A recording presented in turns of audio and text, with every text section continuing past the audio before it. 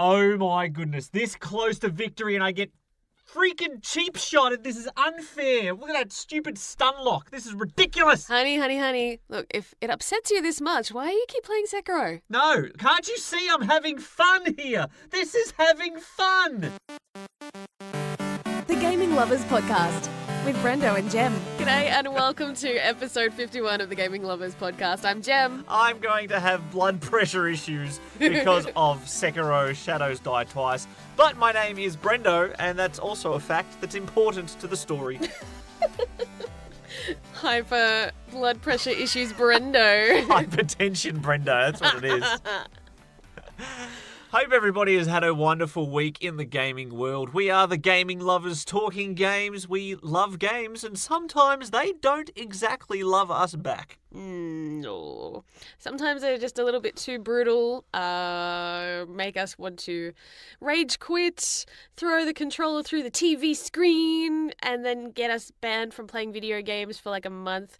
That was probably me more as a kid You than sound now. like you're talking from experience. I got banned from the Nintendo 64 a lot. a lot. So I've gotten a bit better, a bit better as an adult. We're going to have a little discussion later on this episode 51, as you said, about difficulty levels in games. How hard can it be to find the perfect balance? Can games be too hard? Can games be too easy?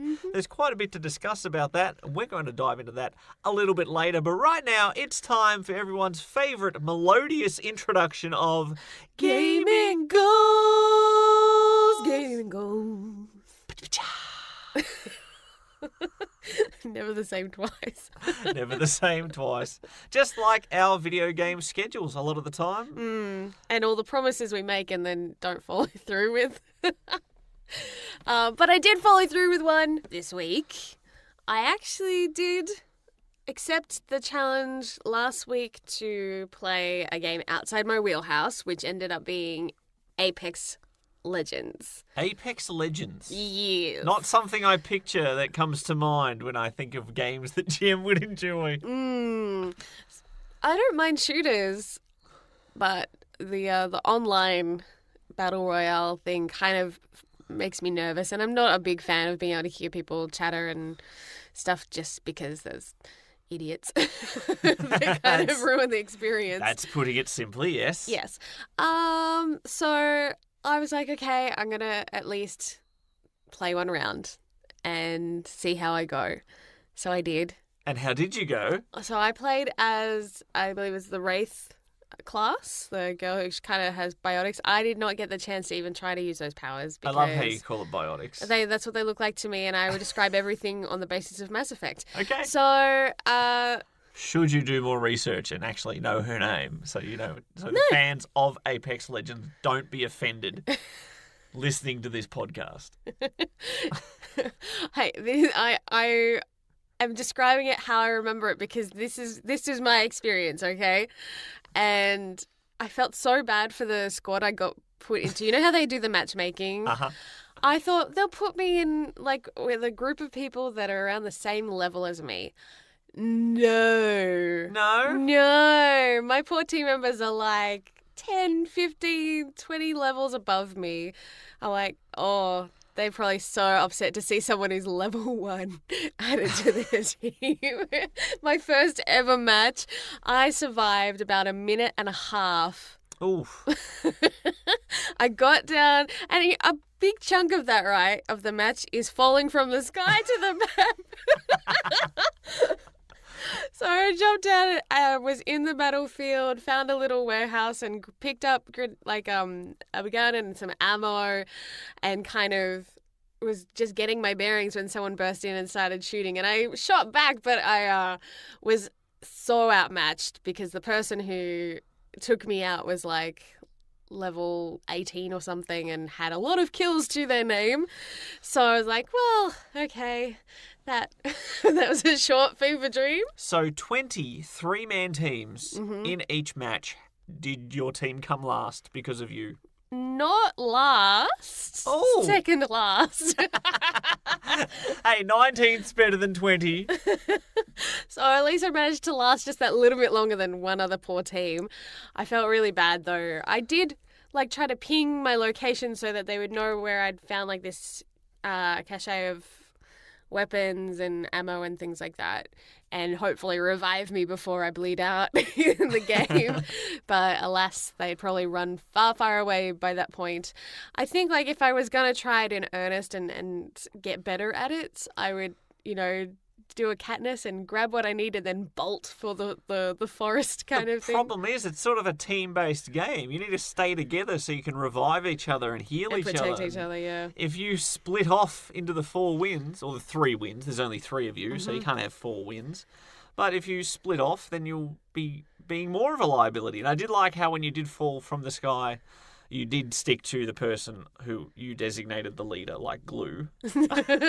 Well, Protect me. I had no idea what controls. It was all very new to me, and I was a little sad that I didn't have a chance to get my bearings on the ground before the action began. It really is just being thrown in, and it's chaos. Very much like those first few minutes of the Hunger Games, pure bloodbath. So yeah, I was one of those ones who got wiped out right away, but I tried something different, and it was a little weird hearing people that had their mics and stuff set up with their teams and their mates chatting to each other. Originally, I was going to set up the wireless headset, so you could have done that too. Oh, that'd and be they weird. would have heard exactly how nervous you were. I'd be like, oh my gosh, what am I doing? Oh, I'm dead. Well, that was short-lived. That's pretty much exactly what it was. Come and save me. So I don't even know if I did any damage to the person who took me out. I hope that I managed to do at least some. I had a grenade in my hand. I should have just blown us both up. Well, coulda, shouldas. What a sentence to say. So you were going back to Apex Legends anytime soon? I don't know. Maybe when I'm calmer and I don't have an audience, because you were sitting there watching me, and that makes me nervous. Watching, judging. Yes. Hey, mega props to you, though. You're someone who plays games specifically for stories, for exploring, taking your time, playing at your own pace. When you play a game where you are thrown into it, you and have it's frantic. Rapid shooting. You got to make quick decisions, quick reflexes. That's not exactly how I picture you playing video games most of the time. So the fact that you even tried something that outside of the box, mad respect to you. I played it once. I spent more time on the training level and the menu customizing my person than I did in the match. To be fair, you did look like you were enjoying the training level, you big dummy. That was amusing. I did enjoy that. But yeah, I'm grateful they have that, because if you just went straight in to that combat without knowing what things do and what buttons to press, you would get so angry at the game, because you'd be trying to figure things out and someone would, take you out. So how are you supposed to learn and grow? So at least I leveled up from 1 to level 2 in that, minute and a half. Now, you never know how valuable that minute and a half experience is in life. I want to know if anyone else has been wiped out faster in that game. It make me feel better. I needs to know. So yeah, that was my promise kept. And you never know, through this month of April before I head overseas, I might dabble in it a little more as just something different and see if I can get better at something that's not typically within my wheelhouse. So no promises, but I will keep it there as an option for myself. I've made I'm just going to keep rolling with things I've been doing. By all means. I went and I bit the bullet and got through the Overlord DLC in Mass Effect 2, and now I'm pretty much ready to jump back into the main storyline, go through the Omega 4 relay. I've got almost everything. I just need to get the Reaper IFF. So I'm very close to endgame there, and that's been a lot of fun to just revisit. It was sort of like you have your meal that your parents have served you, and you don't like that vegetable, but you just got to get through that first, and you're going to enjoy the rest. That was your experience with that DLC, replaying it. The reason I force myself to play through it, even though I don't enjoy it, is because it pays off in 3. And I love seeing, even if it's just for one tiny scene, I love seeing characters from that DLC and seeing where they've come from those choices I made in number 2 in number 3. And that for me is worth the frustration and the I hate this vehicle moments. So yeah, very relieved that I pushed past that and close to that. So yay, I'm feeling more like, yes, I want to play Mass Effect again. But still, as always, the call of the farm. Is it the sound of a duck? I have a duck. You have a duck. I have a duck now, and I have a dinosaur. In what game exactly? You are atrocious at just talking about a game without explaining what the game is. I think everyone, if you've been listening to the last few episodes of this podcast, you would be able to guess that I'm talking about Stardew Valley. Here you are. You've alienated the Apex Legends players. You've alienated new listeners to this podcast. Just doing so much damage to our brand. So I've been playing We've been playing Stardew Valley. We've got different campaigns going. And I've gone through a full calendar year on my main playthrough on the PlayStation. And I have a baby dinosaur. Well, that's random to start with. It's living in the coop with the chickens and the duck. And I'm worried I'm going to walk in there one day when the dinosaur's fully grown and there's going to be no more chickens and duck. It'll be a bloodbath. There's just feathers and blood splattered. I don't know if the game ever goes dark like that. It's been very light and fluffy. I would hope not. It's my stress relief game, and so I don't want to walk in on that. No. Now you're back to the start of spring. I've been through a couple months. I'm in winter. Haven't beaten winter. Different things grow in different seasons. You have different events that happen in different seasons. So are you basically just back to the start of the game then? Or is there new things to do? Well, there's some new characters that come into play, and as you unlock things, as you complete other objectives, more and more gets revealed, and the game does get much more complex. And you have to make a decision between actually taking care of your farm or doing so many other things to do. But because you can take things at your own pace, it's not as overwhelming as it seems. Yep. But there's also new seeds and things that get sold. Every new season, something else will get added to the store. So even if you're used to growing certain crops in, say, spring, the store will sell something new the next time spring rolls around just to add to the variety. So it's a good mechanic as far as keeping it interesting, always making sure there's something new and a new challenge to look forward to. Excellent. Yeah. Sounds like you're still having fun with a game that we got for chump change. Yes. It's been a lot of fun and really relaxing. It's the perfect game for when you just really want to unwind, and when we've had so much going on really this whole year, but recently it's really ramped up as far as just craziness with life in general. So having a game that's super chill has been a godsend, really. It's just, I can be yes, play that soothing music, let it wash over me.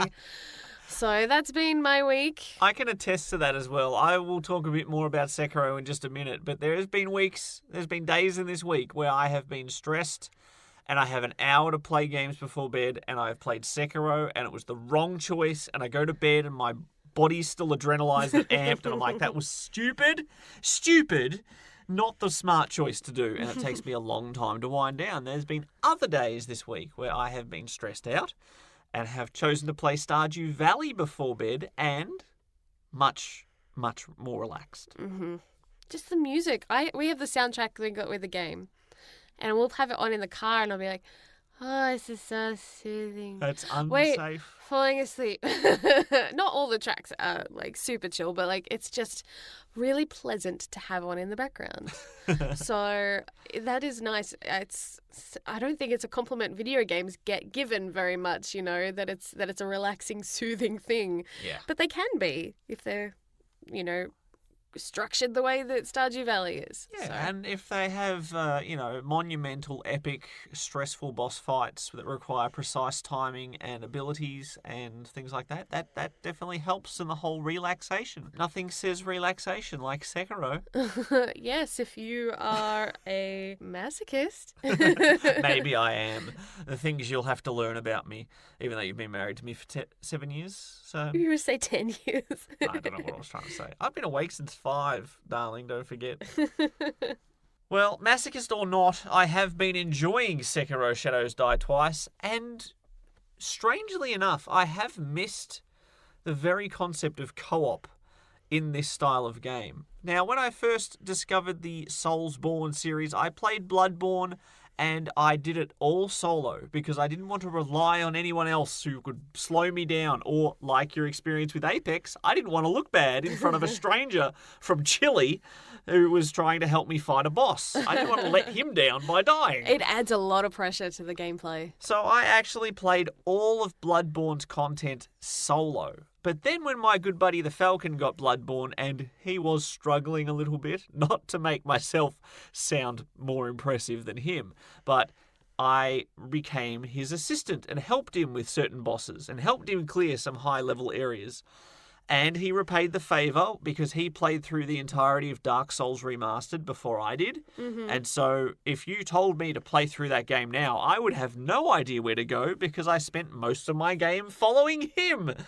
So the fact that we have shared those two games together from Bloodborne and the Dark Souls series, now we're playing Sekiro, we're both playing it at the same time, sending texts to each other, messages about what's happening, and yet we're not playing in the same session.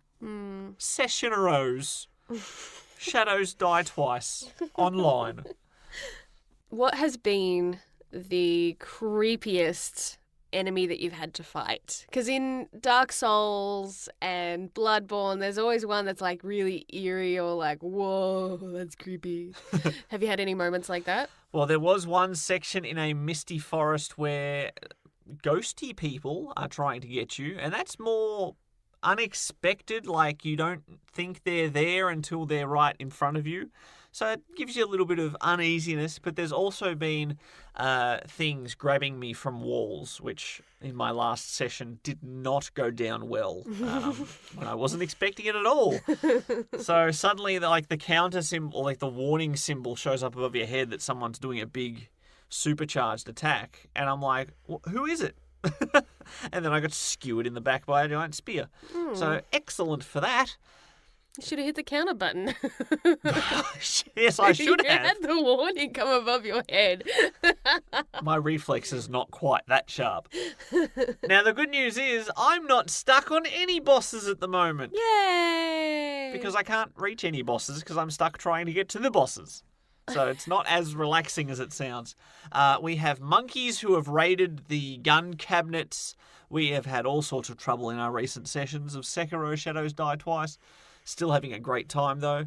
And overall, I'm very much enjoying one aspect that I did not even realise would be a thing in this game, and that is the secondary weapons on your prosthetic arm. The more of those you unlock and the more upgrades you give them, they sort of start to combine in interesting ways, and that is pretty darn cool. For example, not to give away too much, but two of the earlier ones you do get, one's a spear and one's like a flame blaster, and you can upgrade your spear to have flames on it. The way you sort of use two of them together. Mm-hmm. It's cool, and there's so many different ways. Like, there's about 8, 9, something like that, of these secondary weapons, but the amount of variety by the time you reach the end of that upgrade tree, it's unexpectedly good. So I'm impressed and also kind of sad because there's only a finite amount of resource materials that I've found. So sometimes I see a ability that I want to unlock and I'm like, I want it, but I don't want to go through these 3 things to get to it. The trickiness of deciding where to level up certain skills, weapons, upgrades. Here, there, everywhere. Here, there, everywhere. But the encounters I have fought, I've had a good time recently. Haven't been stuck too badly. Most of the time, I've just run out of time to explore on a certain day and then have to save and quit, and then it takes me back to my checkpoint. So it's a little bit annoying, but at least I haven't lost any progress. So that's a good thing. Aside from Sekiro, have you had much chance? I mean, there's Stardew Valley, but has there been anything else on your radar this week? Absolutely not. I'm in the midst of training for a promotion of sorts, and so that's taken a lot of my available time and or mental resources. And it is WrestleMania week as well, but I have not watched any of that so far. So... John Oliver got to you, huh? But that'll eat up a bit of time this week too when I get around to it. So it's going to be a slow week from Brendo. Don't expect too much from me in the next 7 days. Fair enough. Well, we will cover more of what we're going to do this upcoming week at the end of this episode. In the meantime, we're going to get to games too easy or too difficult after this. Share the love. Like us on Facebook at facebook.com/thegaminglovers. Now, occasionally when I feel brave enough, I do venture into the dangerous depths of internet message boards. And when it comes to video games, everybody has an opinion. Not everyone is nice when it comes to sharing their opinion, and not everyone reacts well to people's opinions. Now, the topic of discussion that caught my eye this week is that many people were throwing shade at Sekiro that it does not contain an easy difficulty mode. And the great arguments back and forth over whether an easy mode would even work for a game like Sekiro. Yeah. And so we thought we'd discuss difficulty levels in games. Can games be too hard, or can they even be too easy? I think the answer to that is yes, for both. So it depends on the game, it depends on the gamer. Everyone has personal preferences and what they're comfortable with, and also what they're skilled at. And if you're playing a game that is too difficult for your skill level, then it can really ruin your enjoyment of said game, or even you finishing said game. But if it's also too easy, then that puts off a lot of gamers as well. We've got several friends that really enjoy super difficult games. Yep. And won't touch anything that even smells like it's too easy. But I've always been of the mindset of like, there'll be certain games, at least for my first playthrough, I'll play on easy. I can enjoy the experience and the story. And if I want a challenge, I'll go back and replay it on a harder mode. As I get, more skilled and more acquainted with it, then I'll up the difficulty. But for some stories, like you look at Horizon Zero Dawn, them adding story mode. Story difficulty added post-release. It makes it more accessible to those who really want to experience the story but suck at gaming. Yeah, that's definitely a factor in this, is the accessibility, the opening of the entryway to make it as wide as possible for people who aren't as skilled or aren't as familiar with a controller or aren't as familiar with this style of game. I mean, some people have played only one genre of game, and then when they try something outside of that, they go, no, I'm going back to where I was. And if you're trying a game of a different style of what you're used to, and it is too hard and too overwhelming, you're probably not going to want to stick with it. Yeah. Like, Apex. Apex Legends. Not that you can really Legends. change that because you're playing against people and not AIs. Yes. So that's kind of an area that you can't change. But a game like Sekiro, where I don't know if this is really counts as spoilers, but it's the mechanic of the game where every time you die, the NPCs get sick or sicker. And so it affects the world around you and what you can interact with. So if you don't die frequently in the game, then there's nothing really at stake.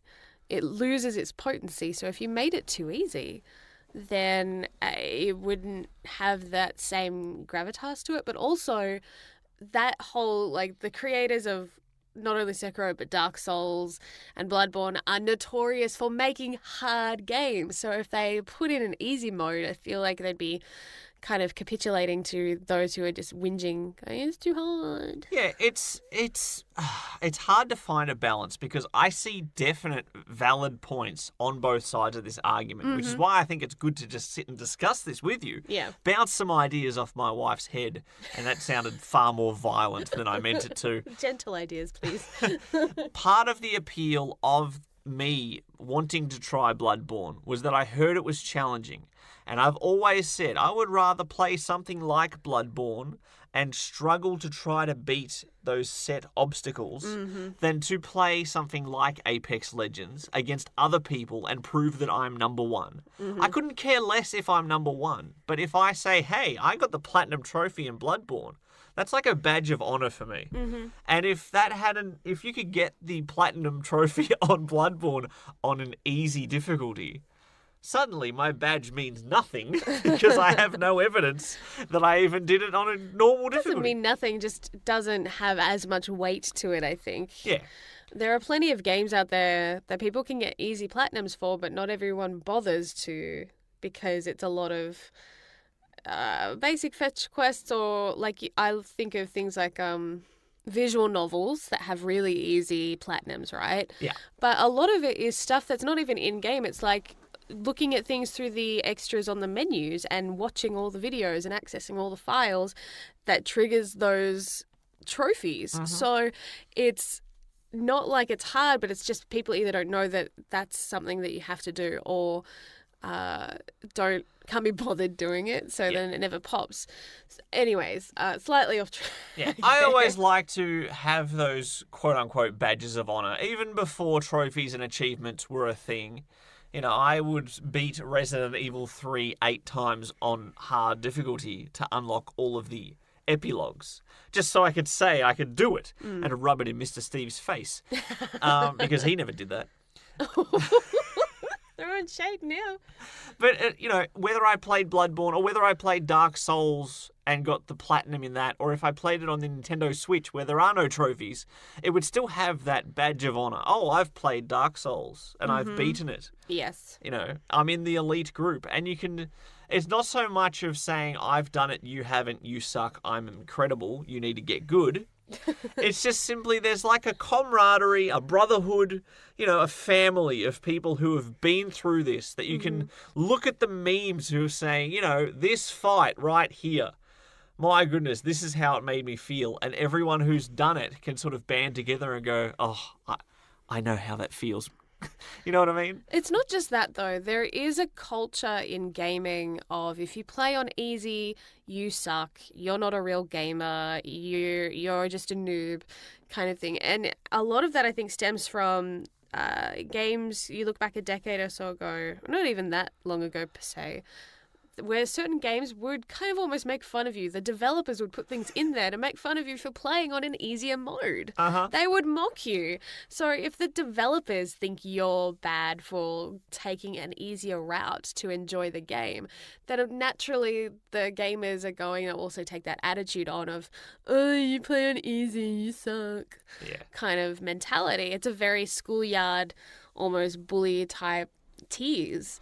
So yeah, there's two sides of the coin. One side is that I enjoy getting those badge of honors, but then the flip side is that point of pride where for the longest time I would not go anywhere near an easy difficulty. I'd start my games on normal and work upwards from there. And tell us how that went with Dragon Age Origins the first time. And that's exactly what I was going to say. It owned you. Oh, my self-esteem just shriveled up. Dragon Age Origins is actually a perfect example that I didn't even have in mind, but that now that you've humiliated me on our podcast, I started all my games on normal difficulty. Dragon Age Origins is quite a difficult game, and it's all too easy to butcher your character build, which I did, pick terrible skills, which I did, and set yourself up in an impossible fight. And then I just couldn't get past it. And so then my wife waltzes in, creates a character, plays on easy admittedly, but just charges through the game and gets to experience the entire game. And I'm stuck against just a random fight in a back alley somewhere, going, well, I don't like this anymore. This game sucks. It is more strategic than I think it lets on. They eased up and made it kind of too easy when they released Dragon Age 2, and that's where some of the criticism comes for that installment, was that combat was just watered down heavily. And then they brought back a lot of that strategic combat for Inquisition. But Origins still, to this day, out of the Dragon Age games thus far, is the hardest one. And, you know, even just going from a casual to a normal difficulty, there is a big jump just in those. And then it gets like even harder from there, obviously. But yeah, you have to be really micromanaging, almost constantly pausing in between each decision and really controlling every single member of your party in order to get through unscathed. But it gives you that option. I think even casual can still kick your butt if you're not, you know, considering your options properly. It's not an easy mode where it's just like you end up having way too many potions and no one ever dies. Like, people will still get knocked out in your team parties, and there will still be like some close calls if you're not playing or paying close attention to those fights. So unlike, you think of some easy modes where once you go on easy, it's like the game's playing for you. Yeah, and there's even games like Yoshi's Woolly World where you can play a game that's not even that difficult, but you can activate an easy mode in that where you can fly indefinitely in a platformer. Now, that's excellent if you're bringing along a small child who wants to play co-op with you. Yeah. But if you actually want to enjoy the experience of the game, you would beat that game if you played on that mode and think, why on earth did I just waste those like 4 hours? It just reminds me of Mel when we played, was it Super Mario? And she would just go in bubbles. The new Super Mario Yes. Wii games, Yes. where we would try 4-player co-op. 2.5 of us was skilled at platforming. And Mel would just like follow in the bubble. Just hop in the bubble and just until it was safe to land again. carry me to the end. Now, one other idea that some video games implement is the ability to actually change difficulty mid-game. You're not set once you've locked it in at the start. You're doomed to do that level. Yeah. Quite often, JRPGs can do this. I believe Persona Q does it, because I got near the end and struggled with that game on normal. That was incredibly difficult at the tail end. But a lot of those games, if you try and be a tough man and pick the hardest difficulty, you're locked in. It's crazy how difficult the easy modes are on JRPGs. Like, Yes. they don't joke around, so you really have to spend a lot of time grinding just in order to face boss fights. Was it Sword Art Online, the first ever video game iteration of that came out? I could not get past that first stupid boss dungeon. I had leveled up and it was said this is the recommended level, and I got there and I got even a little bit past there with like hours of grinding that same 2 fields that you have access to, which got really boring and tedious. So I'm like, come on, boss fight. And then I got to the boss fight and I got smashed so fast. I'm like, you got to be kidding me. And that was early game, and it just completely put me off like trying to go back because of just how skewed that was. But with JRPGs, like if you're going to even attempt to do like a nightmare difficulty, you have to almost do it in New Game Plus, where you're like maxed out to the full and you've got all this extra stuff and you know the game backwards, and and still have a strategy guide next to you just for every single boss fight. So they are some examples of, like, because Japanese games don't mess around when it comes to that sort of stuff. Apparently not. I think that's what we're discovering here. Yeah. Now, the thing is, though, adjusting difficulty can be done in so many different ways. Yeah. Right? Now, a game like Sekiro, where the tension of the exploration, the whole appeal is that you know that any one-on-one fight you should be able to handle. If you get in a 2-on-1 fight, you might be in a slight bit of trouble. And if you start getting mobbed, you're pretty much toast. But if you are like a walking invincible battle tank in that game, for me at least, all the appeal of playing that game is almost gone. If the boss fights don't require you to learn and adapt and chip away and get a little bit closer and then fail and then go, right, okay, I know I've got to dodge that attack now. And then you try it again, you get a little bit further and then you, so close that time, just had to ration my health out a bit better. And then you achieve it the next time and you get that feel of, yes, I overcame this obstacle. If you walk into a boss fight and mash the attack button, just take damage, but you don't die because you're playing on very easy difficulty. Yeah. There's very little satisfaction in that for a game of that style. So back to the original point, a game like Sekiro, I don't even think would work. The whole appeal of that game is becoming better. I've explained, you've probably heard me over these past podcasts. From when I first got it, I was getting annihilated. Had to play like an absolute chicken wuss to stay alive. Then I explained the next podcast, once I started to man up and get up in the face of them and start parrying correctly, I did a better chance of survival. And then this episode, I'm not stuck on any bosses at the moment. So, I've been progressing at a better pace. I've been adapting and learning, and that is why I am enjoying it so much. Now, obviously, there's some people who can't experience that game basically just not just because of lack of skill or lack of experience of that, but some of us, have hands that don't have the same reflexes, like on a nerve level. Yeah. Some of us have disabilities or conditions that prevent us from reacting that quick enough. And in those situations, man, if that's the only way you could experience Sekiro is with a very easy difficulty, I would be all for it. And that's where, man, it strikes such a hard balance to find. You want the directors to have a vision for a game and to achieve that vision. I want this game to be tough. I want there to be epic boss fights that people have to struggle to overcome. Or you want to make it an online cooperative game where you all have to band together or you will be defeated. And if there's any weak links in that team... Why are you looking at me? If there's any weak links, you will fail. You can set the big, big moments, but then there's other people who might want to enjoy the game that are the exceptional circumstances. Absolutely. And thankfully, a lot of developers and studios are working on more accessibility for gamers.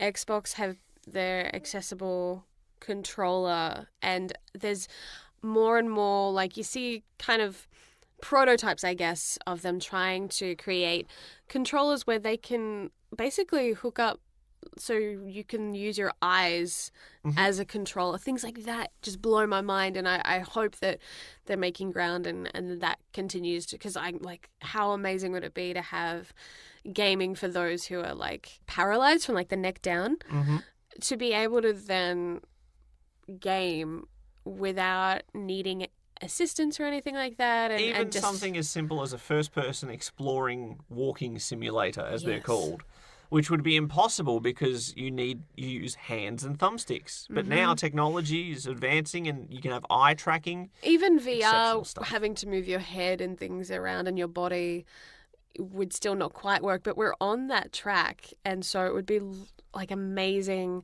I think, to see the future of that. And I believe, as far as gaming difficulties, being able to cater for those who don't have those reflexes and don't have the opportunity to build up those reflexes either, because it does take training, it does take practice, is not a bad thing at all. And for those who like to play games hard, guess what? You can still play them hard. Exactly. You get to choose. No one's forcing you to play it on easy just if they add it as an option. Yeah, and that is why I do like the trophy achievement system, because if you want to brag and say, yes, I beat this game on hard, or, very hard, or for me with Mass Effect, insanity difficulty. Yep. I did it. I've got the achievement to prove it. And you have enjoyed Mass Effect probably more than me. Yes. And yet you have gone nowhere near insanity difficulty. Two very different approaches to the same game. I have played on harder difficulties, but never attempted insanity. She had to defend herself. I'm like, I have, like, because I know that game well, so I'm like, I have upped the difficulty, but never on insanity. So, yeah. But that's just it. Two different approaches to enjoying the game. and yet we could both achieve it with a scalable difficulty. Now, point of pride, let me just toot my own horn. Playing Mass Effect 2 on Insanity difficulty was one of my favourite game experiences ever. The style I played a sniper with the cloaking ability. What are they called? Infiltrators. I could play a little bit cowardly, but I could still achieve that wonderful goal. I did it in Mass Effect 1, 2, and 3, Insanity difficulty. I'm going nowhere near Insanity difficulty for Andromeda. That can suck an egg. Oh my goodness. But you can play Andromeda on like a story mode. I believe they added that. It wasn't just casual. Which to me, I mean, I found a lot of the combat kind of boring on just even like casual and normal. So if you can Because blow it got through repetitive. Oh, I mean, if you could blow through it quicker, then that's maybe not a bad thing, actually. But I can understand like the frustration or just the tedium of gamers who feel like they're not being challenged in those games and go, "What is this? This is," and get bored in that sense. So I like the funny thing is like this isn't really a debate because both sides are right. I don't even know which side I am on because Flip-flop. I like them both. I like directors having their vision, like I said, and setting a default difficulty. But I also love how I will never look down on you for not being as good a gamer as me. Not most of the time. I've probably done it a few times on the air. Let's not work in definitives here. Well, it depends on what you quantify as a good gamer, because there are certain gaming experiences that we have shared. Let's think of Heavy Rain, for example. I would say combat and reaction times, yes, you probably are cut above me. Although in fighting games, I still kick your butt. But when it comes to the decision-making factor, I was the only one who was able to talk down the shooter in Heavy Rain at the little cashier place. No one else could do that. So... All right, so in hostage negotiations, Jem's number one. But all I was trying to get at there before I felt bad for my wording and then you just made me feel worse was that you and I have shared so many more experiences because of games having easier modes, if not completely added story modes, like Horizon Zero Dawn, for example, a game that I loved primarily for the story, and secondly, you get to fight giant robot dinosaurs. Now, I knew that Jem would enjoy the story, wasn't too sure how she would react to the giant robot dinosaurs. I enjoyed a lot of the fights. There was always new challenges and things like that. It kind of reminded me of Uncharted a little bit too, with the way you interact with the world and climb a lot of stuff. But there were some bosses. It was probably actually not so much boss fights, but the extra challenges you could do at like the training grounds, they were, oh my goodness, just frustratingly hard. I mean, I got through them because it's one of the few games I've platinumed, but yeah, I felt like I was hitting my head against a wall with some of those challenges. Now, this is one of the things, though, because it did add a story difficulty to make it easier, and you also added an extra hard difficulty, and especially when you combine the extra hard difficulty with the DLC of the Frozen Wilds, so many people said that was just nothing but terrible, because you add the difficulty usually in a game by making the protagonist weaker and their damage output weaker, and making the enemies stronger and their damage output stronger. A simple scale. Now, other ways that I guess you could adjust difficulties is simply having, the ability to hold more healing items or slowing down an enemy's attacks and things like that. But because these enemies in the Frozen Wilds had so much health on normal, and you make your ability to deal damage and their ability to absorb damage so much scaled to a greater percentage, those fights were just repetitive and frustrating and not enjoyable. So, well, for you. not just for me. for a lot of the people who played on Difficult. extra hard, Yeah. ultra hard. They did. I remember when that got launched, one of the developers commenting on that and saying, yeah, the extra hard is recommended for New Game Plus players, not just for the DLC. Oh, that's my mistake. Whoopsie. So I think some people have learnt that lesson the very, very hard way, the nightmare way. Yes. Nightmare is probably the right choice. Mm-hmm. Another game series that tackled difficulty in a different and quite interesting way was early Silent Hill games. Because you could set not only the action and combat levels, but the puzzle difficulty as well. Huh. And so if you played on normal and normal, your combat would be fair, but still maybe a little bit challenging. And the puzzles would be, you know, nothing too complex. You have to organise these 5 books on a shelf, and they've got a drawn pattern on the spines, and you're like, yep, just got to reorganise these, and then I can see what the numbers are. Excellent. Now I know what it is. You play on hard, that same puzzle, you require knowledge of Shakespeare's works to simply know which order to put the books, and there's nothing written on the spines. Oh. Complex, complex, complex. I tried to play these Silent Hill games, I believe it was 3 and either 2 or 4, on the hard difficulty without a guide, and I couldn't do it at the time. So, you know, that's just another way. If you're an intellectual but you're not that good at the combat side of things, you can scale it That way, independently. That's a neat idea. I would love them to have that actually for games like 999 and Virtue's Last Reward, because some of those puzzles are really hard. Like, if I could lower the difficulty or, like, yeah, help change that a little bit, especially with some of the ones when you have, like, a timer or only a certain amount of moves. And yeah. Well, a lot of the time in that game, if you do get stuck on a puzzle, people will start chipping in and giving you hints, the people who are in the rooms with you. Same with Professor Layton, another intellectually athletic game, let's put it that way. You can use currency that you find in the world to buy hints. But the problem is you burn through all those and you're on your own, buddy. And when you get up to your 18th slide puzzle, you'll be beating your head against a brick wall. Yes.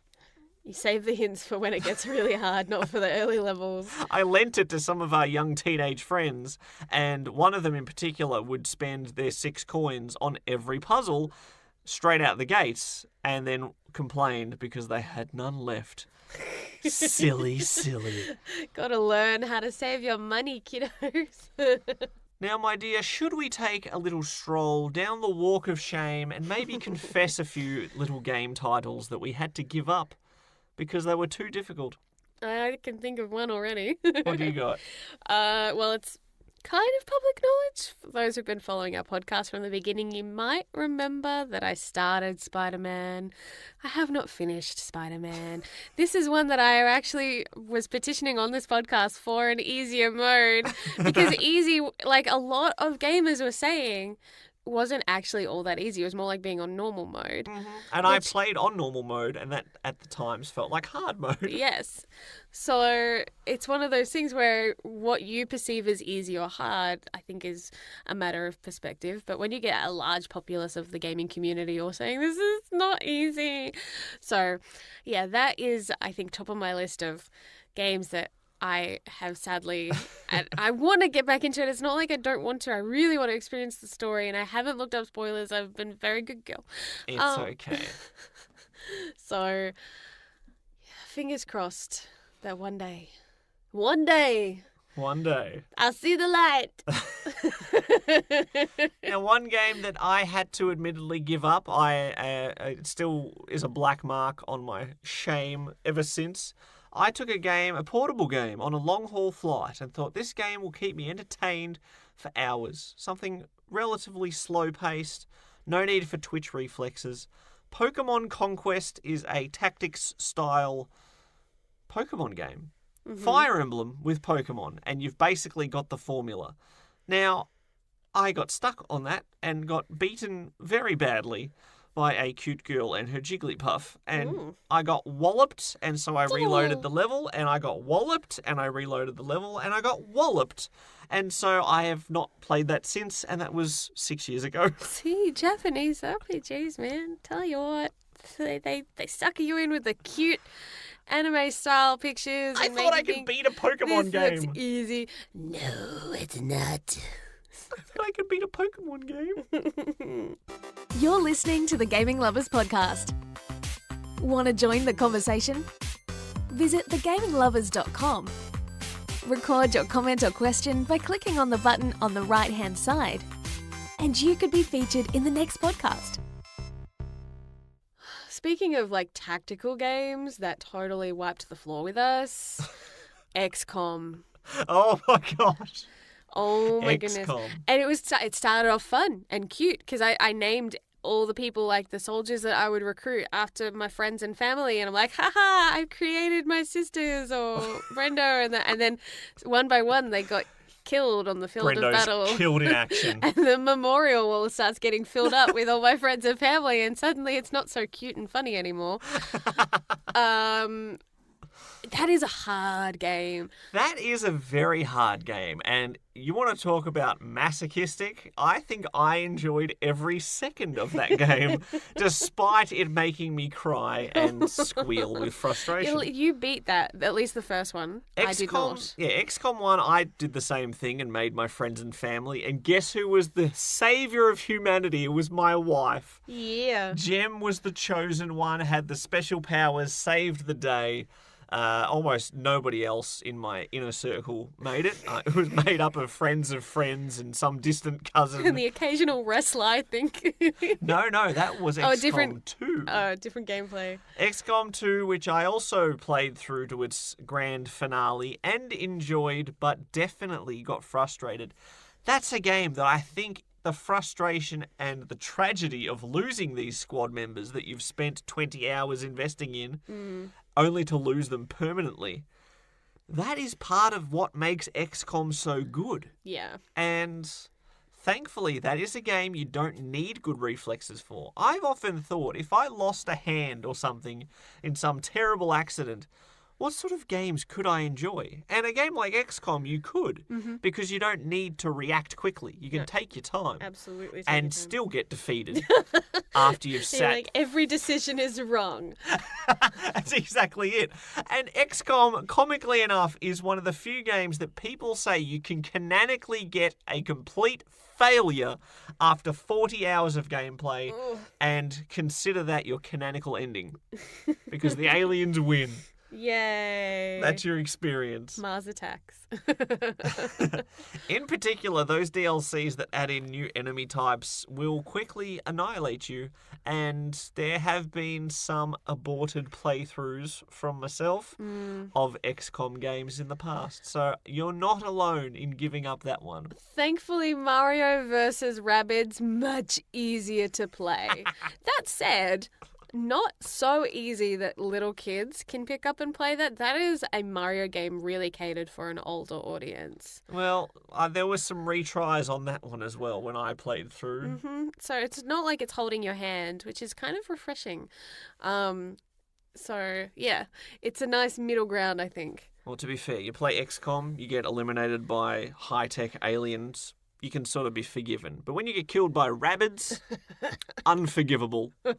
Speaking of rabbids, just a quick amendment to our April Fool's Day episode. For Honor, the great fighting game between, samurai and knights and whatever other sword-wielding people there are, the big 3 faction wars that you have with hundreds of players, well, for a week you could play as rabbids in that as well. So nice work, Ubisoft. That's what I like to see on April Fools. I love good crossovers. I love bad crossovers too. It's so bad it's good. So bad it's good. Here's some more from me, just so you don't feel too bad. There are some Sonic the Hedgehog games that I've never beaten because they got incredibly frustrating and nigh impossible. They've been challenges I've set myself, and I finally achieved all emblems in Sonic Adventure 1 and wanted to ride that momentum to do the undoable, something I've never achieved, and get all emblems in Sonic Adventure 2. No, never going to happen. Freaking hate that game now. I have a lot of games from my childhood that I never finished. I would start or I would play on the menu like Super Mario 64. I would run around Peach's castle and just goof off, and I wouldn't actually play the levels. No enemies? No, it's run around and do stuff. Or GoldenEye 007. Mm-hmm. I would much rather play the multiplayer than actually try to beat that campaign. Like, I sucked at it. I think my sister Natalie was the only one in our family that actually beat the game proper. Mm-hmm. So, yeah. For most of my childhood, there's really very few games I can think of that I beat on my own that weren't like party games, but like proper stories. Yeah, so my sister used to do the same, and even myself, like back in the day, playing games like Doom or Duke Nukem 3D, you would always activate the cheat codes and be invincible because it was more fun to do that when you were younger. Absolutely. Sometimes it just still is. But there are still games like Trials. My goodness, I love Trials, and the first, 3 worlds are always so much fun, and then it literally gets to a point where I'm like, I am physically incapable of finishing this level. Yes. I will never do this, and I will never play this game again. One of my friends has got all the trophies in there. I'm like, how? How? I don't understand. So there are some people who are very good at that game, and I'm not one of them. I do really love, though, the ragdoll one where you just, like, throw the person down and, like, get them to hit stuff. And How many bones can you break? It is... I will spend hours doing that. It is so pointless, but it's hilarious. I love ragdoll physics in games. They are so amusing. That and, like, Burnout. I don't play the game properly. I play the crash mode. Or I try to destroy buses because they seem to be invincible in that game, and I have this like vendetta against them. So no, we've completely sidetracked. I'm just We're just back to your crazy Yeah. insanity again. Now there are still games that I have enjoyed that I do believe would benefit from having a lower difficulty option. Games like Cuphead, which was definitely a challenge, and myself and my good buddy the Falcon did complete in co-op. But that's not a game that you and I could enjoy. No, I haven't touched it. It would not be enjoyable in the slightest. And if it did have a lower difficulty, then the style and the gameplay might be enjoyed by more people. What do you think of things like Super Meat Boy? Super Meat Boy, it's more excusable. Games like Super Meat Boy, Hotline Miami, Spelunky have a quicker fail state. You fail, you press a button, you've respawned, you're back again, you're ready to go. So it's not like XCOM where you've spent 30 hours setting yourself up to cry. Super Meat Boy, you die, you hit a buzzsaw or whatever and explode into meaty goodness. You push a button, you're back to try it again instantly. You can play for 3 seconds and die. You press X instantly. Try it again instantly. Try it again instantly. And statistically, I believe 0.8% of people have actually beaten that game who have purchased it. Wow. Maybe, what's that, 1 in 125, something like that. So, Very slim. yeah. I'm not in that number because that game is quite difficult. But I do forgive it because of the quicker respawns. You're back in the action, you can try it again instantly, and so it's not as frustrating if you die repeatedly because you can try it 20 times in a minute. Sure, that's the definition of insanity, but it's still enjoyable. On the flip side, can you think of games that are too easy? I usually have more issues with games with adaptive difficulty, like a Mario Kart, where if you do badly, the opponents will sort of sit just a certain amount in front of you. And if you do really well, they'll be right on your tail. And that just annoys me, which is probably why I enjoyed the Sega and Sonic All-Stars Racing Transformed, because it felt like it had actual difficulties. What about you? You think anything's too easy? All that's coming to my mind are like those like kiddish Disney games that are like made for like preschool primary age. Oh, honey. You say Disney games too easy. You obviously did not grow up in the Super Nintendo Mega Drive era. Oh, no. Aladdin, The Lion King, Hercules on the PS1. Those games were tough as nails. Well, everything in that era was tough as nails. I actually think Battletoads might be a bit too easy. I mean, it's tricky for me. I don't know if it's more of compromising the game's integrity with an easy difficulty than a game that's just like, oh, this is too boring. It just comes to mind, like, I'm trying to think of a game that essentially does, pardon the wrestling reference, but when Hogan gives Nash the finger point of doom to the chest and he just lies down and is like, oh, you beat dead. me. Oh, Sekiro, you're so good at combat. I'm just trying to think if there's any games that kind of treat the combat like that. Nothing's coming to mind off the top of my head. I don't know if there's any really glaring ones. If you can think of any, you can send us a message at thegaminglovers.com or on social media, on Twitter, on Facebook. Let us know. If you think there are any games that are either too hard or too easy, we'd love to know what your thoughts are.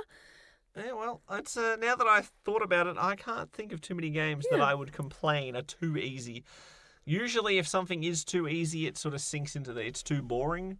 But games can also be boring because they're repetitive. So I don't know if there's a crossover there that I'm just missing. But I was more focused on the other end of the scale. But it's been a fun discussion. It has. And if you didn't enjoy it at this level of difficulty, I can increase the difficulty of the discussion. We just talk really fast. And, just use Give you reflexes, you got to listen really quickly. language. I think that is all for this topic this week. Mm-hmm. Time for some more gaming goals after this. Share the love. Follow us on Twitter at Brendo and Jem. That's BRENDOJEM. My dear Jem, I don't know how much I'll be able to contribute to this segment because I don't know if there'll be much gaming to be played in the next 7 days. You hear that? It's a really tiny violin playing for you. See, even it gets to play. It's not fair. Good news, though. There's a new Human Fall Flat level coming out soon on the Xbox. The Dark level that has already launched on PC. I have my primary enjoyment with Human Fall Flat on Xbox. And so I'm excited to get around to that in a week or two. Exciting times. But any gaming I'm going to be doing in the next 7 days, I would like to... If I can beat 2 considerable bosses in Sekiro, I'll consider that satisfactory progress. I will set an actual gaming goal instead of saying, I'm playing Sekiro.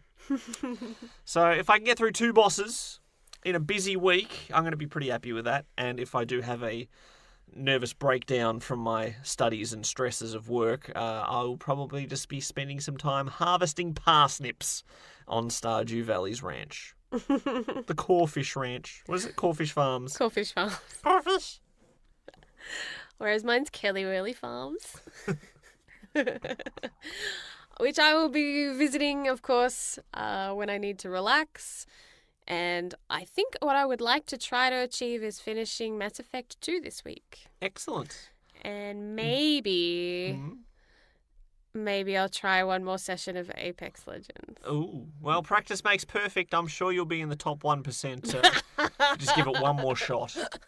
Yeah. One last shot at glory. That's all it'll take. Oh my goodness. I was so glad that I wasn't live streaming that. It's so embarrassing. Because it's first person too, and I'm not as good at first person shooters than third person. There's no shame there. So, yeah. I believe Fortnite though, unless I'm completely wrong, because I've not played Fortnite either. Is Fortnite third person? Maybe I should be playing that instead. Why I'm too scared to actually try Fortnite is that it's so complex now. Because I'm sure they've added so much stuff. So many things, and everyone else has adapted with it, and I'd be just walking in going, what is all this? And I don't know how to build anything. What am I doing? Oh, I'm dead. 19th out of 20. Aww. at least I tried. And I will try again, possibly. There's a little asterisk next to that, if I have time. So there's what's on my hit list at the moment. Yeah, it's going to be another one of those busy, obligation-filled weeks. And so gaming does take a hit, but hopefully we'll be kicking back into high gear with our gaming goals soon. Yes. I'm actually hoping next week we can do a lot of special co-op stuff since we're going to have some special friends around. You make it sound so seedy. I just meant like we can just make them play and we can watch and laugh. Now, here's an idea. Why don't we throw non-gamers into Apex Legends and see how that goes? They'll probably last longer than me. They won't be overthinking it. Oh no, I don't want to see that. I'll cry. Oh, okay, well, that's our week. Until next time, bye, Inara. Ciao, ski! Thanks for listening to the Gaming Lovers Podcast. For more episodes or to watch some live stream gaming, visit thegaminglovers.com.